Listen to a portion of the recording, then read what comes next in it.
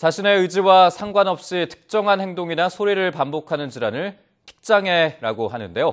지난 5년 동안 국내에서 틱장애로 진료를 받은 환자가 1,000명 이상 늘어난 것으로 나타났습니다. 특히 10명 가운데 8명이 20대 미만의 소아나 청소년이라고 하는데요. 이 시간에는 전문가와 함께 틱장애 증상과 또 치료 방법에 대해 알아보도록 하겠습니다. 한림대학교 성심병원 정신건강의학과 안송희 교수 전화로 연결되어 있습니다. 교수님 안녕하십니까? 네, 안녕하세요. 네, 틱장애는 자신도 모르게 신체의 일부분을 반복적으로 움직이거나 또 특정한 소리를 내는 질환으로 잘 알려져 있는데요. 구체적으로 어떤 질환인지 설명을 해주시죠. 네, 틱장애는 운동틱 혹은 음성틱이 주된 증상인 질환입니다. 네. 틱을 정의 내린다면 갑작스럽고 규칙적이고 리듬이 없는 반복적인 운동 혹은 이제 음성인데요.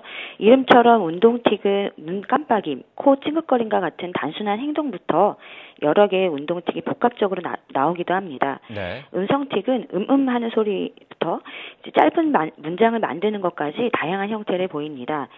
틱은 우리가 일상적으로 하는 행동이나 소리 내기와 비슷한 면이 있는데요. 목에 뭔가가 걸려서 헛기침을 하거나 하는 소리를 내는 것이나 코를 찡긋대거나 하품을 하고 고개를 돌리는 행동 같은 것은 일상생활에서도 자주 하는 행동이지만 틱장애에서는 이런 행동이 자신의 의도와는 상관없이 갑작스럽고 반복적으로 생기는 것입니다. 네. 그리고 개별 틱은 1초 이내로 짧게 생겼다가 사라지지만 한번 생길 때 여러 틱이 같이 나타났다가 없어지는 것이 일반적입니다. 틱이 있다고 매일 생기는 것은 아니고 네. 틱이 몇 달 동안은 보였다가 한동안 없어졌다가 다시 생기는 경우가 더 흔합니다. 보통은 남아에게 여아보다 3배 정도 잘 생기는 것으로 알려져 있고 네. ADHD나 강박증과 동반된 경우도 흔하게 있습니다. 네, 그리고 또 흔히 틱장애를 뚜렛 증후군이라고도 부르기도 한다고 하는데요. 이 증상에 따라 병명이 조금씩 달라지는 겁니까? 네, 틱장애는 이제 현재 갖고 있는 틱의 종류와 발생한 나이, 틱이 유지되는 기간에 따라 다르게 병명을 붙이고 있습니다. 네. 정신건강의학과에서 사용하는 정신장애 진단 및 통계 매뉴얼의 진단 기준에 따르면요, 뚜렛장애 혹은 이제 뚜렛 증후군은 여러 개의 운동틱과 1개 이상의 음성틱이 동시에 1년 이상 있으면서 만 18세 미만에서 발생할 때를 의미합니다. 여기서 1년 이상이라고 할 때 틱이 중간에 없어지는 기간이 있더라도 그 기간을 포함해서 이제 계산을 해야 합니다. 만성 운동 혹은 음성 틱장애는 뚜렛 장애와 비슷하지만 운동 틱이나 음성 틱 한 종류만 있을 때를 의미하고요. 네. 비특이적 틱장애라고 있는데 이것은 이제 증상 기간이 1년 못 되었다거나 만 18세 이상 등 일반적인 뚜렛 혹은 만성 틱장애 기준과 다를 경우를 의미합니다. 네, 그렇군요.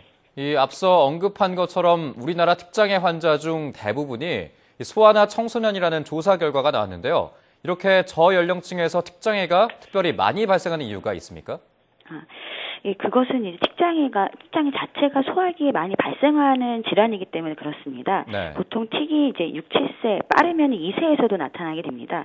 이런 결과는 국내에서나 다른 나라에서도 동일하게 유병률 조사에서 나타났습니다. 네. 그리고 틱은 대부분 청소년기에 증상이 줄어들게 되거나 사라지게 돼서 성인까지 유지되는 틱은 적은 것입니다. 그래서 성인기에 갑작스럽게 틱장애 혹은 뚜렛장애가 생기는 경우가 있긴 하지만 이때는 약물이나 뇌염 같은 다른 질환에 의해서 2차적으로 틱이 생기는 경우를 좀 고려해야 합니다. 네, 마지막으로 이 틱장애 환자에게는 어떤 환경을 조성해 주는 것이 치료에 큰 도움이 될 것 같습니까? 네, 우선 틱을 악화시키는 주변 자극을 좀 줄여주고 스트레스를 줄여줘야 됩니다.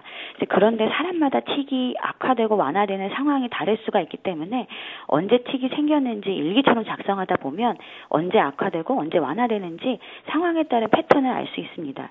이거를 자기 관찰이라고 하는데요. 이 자기 관찰을 통해서 틱의 악화 및 완화 요인을 맞게 환경을 조절해 주시면 되겠습니다. 그리고 틱장애에서 중요한 것이 가족 및 주변의 지지와 도움입니다. 틱에 대해 가족들이 지적하고 혼낼 경우에 아이가 더 당황하고 스스로에 대해서 자신감이 떨어질 뿐 아니라 불안해져서 틱이 더 나빠질 수가 있습니다. 그래서 가족들이 아이에게 힘을 실어주고 틱을 조절할 수 있는 자신감을 키워주는 것이 중요합니다. 네, 틱장애 증상과 원인에 대해서 한림대학교 성심병원 정신건강의학과 안송희 교수와 이야기 나눠봤습니다. 오늘 말씀 고맙습니다. 네, 감사합니다.